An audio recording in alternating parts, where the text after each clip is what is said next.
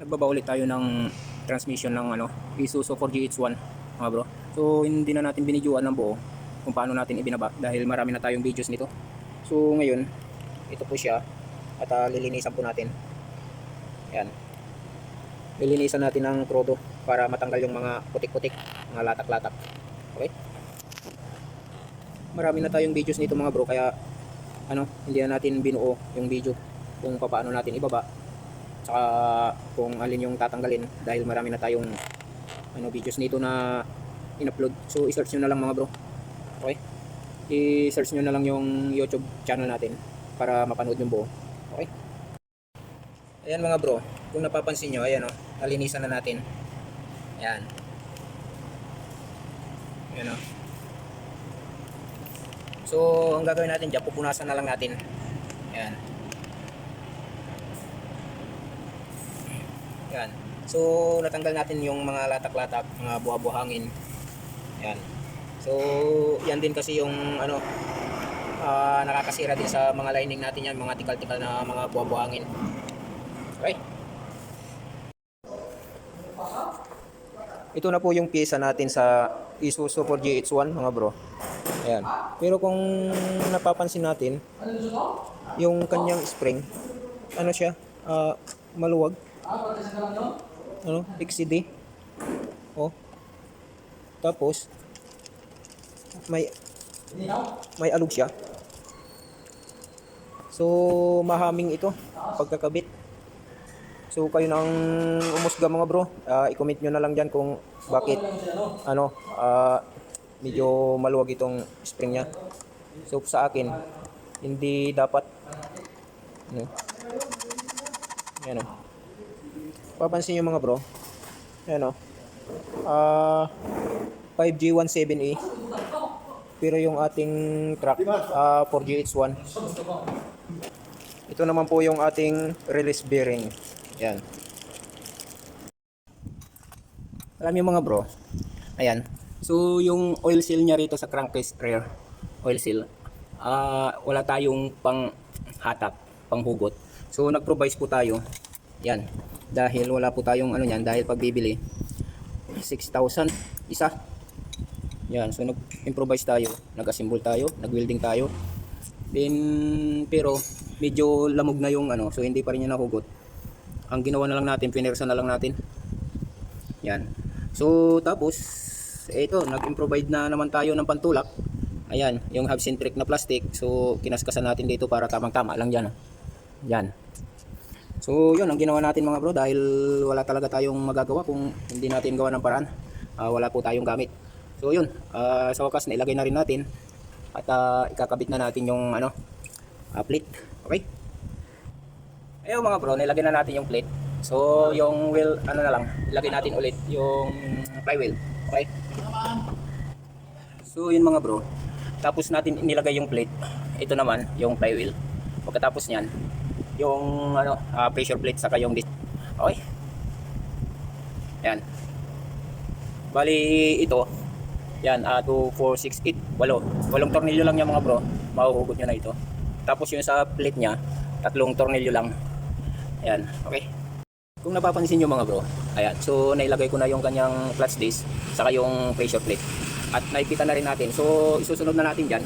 Ilalagay na natin itong itong transmission niya. So bubuin na natin, sasalpak na natin dito. Ang gagawin natin, i-jack natin ito. Dahil mababa naman, kaya nang iangat ng jack niyan. Okay? So yan mga bro. So nagpalit na rin tayo ng release bearing. Yan.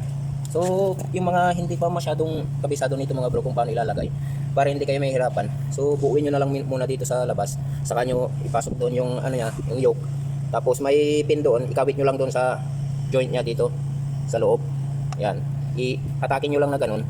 Tapos saka nyo ikabit yung yung pin. Okay? Yun ang mas mabilis na pagkabit dito sa release bearing mga bro. Kasi yung iba, ikakabit mo na nitong yung yoke niya. Tapos sa kanila bubuuin dito. So minsan yung pin nito, yung release bearing, may butas, ikakawit mo pa doon. Tapos dito sa likod, may hirapan kayo magkawit. So mas magaganda dyan, buuin nyo muna sa labas bago nyo ipasok. Okay? Yan. Ayan mga bro. Kung napapansin nyo, na-assemble na namin, nailagay na yung kanyang transmission. Ayan. So tapos yung propeller nya, nailagay na rin natin. Ayan. So nasimbol na natin mga bro. So pwede na natin ibaba ito tapos i-rotate natin. Yan. Okay. Quality. Ayan. So ayan mga bro, kung napapansin natin umaandar na. Ayan. So i-rotate na natin ito. Ayan. Ayan oh. Oh, dumadamba. So maganda-ganda na mga bro. Yan. So i-rotate natin. Ilalabas natin tapos patatakbuhin natin kung maganda na yung kanyang hatak. So yan mga bro. So i-rotate na natin. Ayan. Ayan oh. So ang ganda.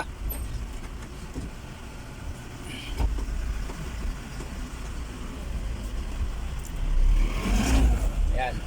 Kita nyo dumadamba. Ayan o. So ang ganda ng birada niya ngayon. Ang ginawa natin dito mga bro, nagpalit tayo ng oil cell crankshaft. Yan.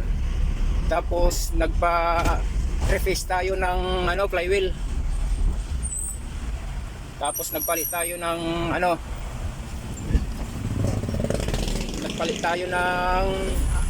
pressure plate at saka clutch disc. Yung clutch disc niya pinalitan na rin natin kasi nagpupulbos. Ayan.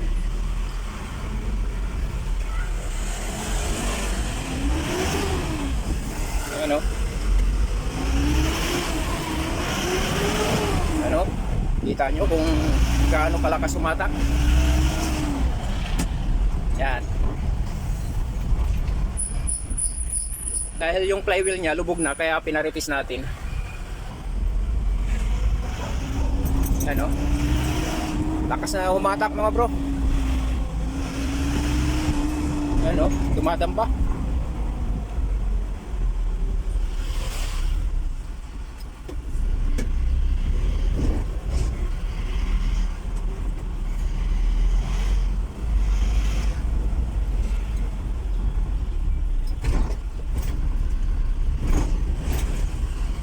Yan.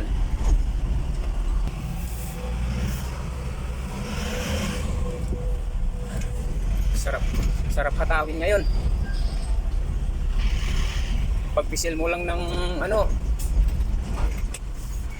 dumadamba na.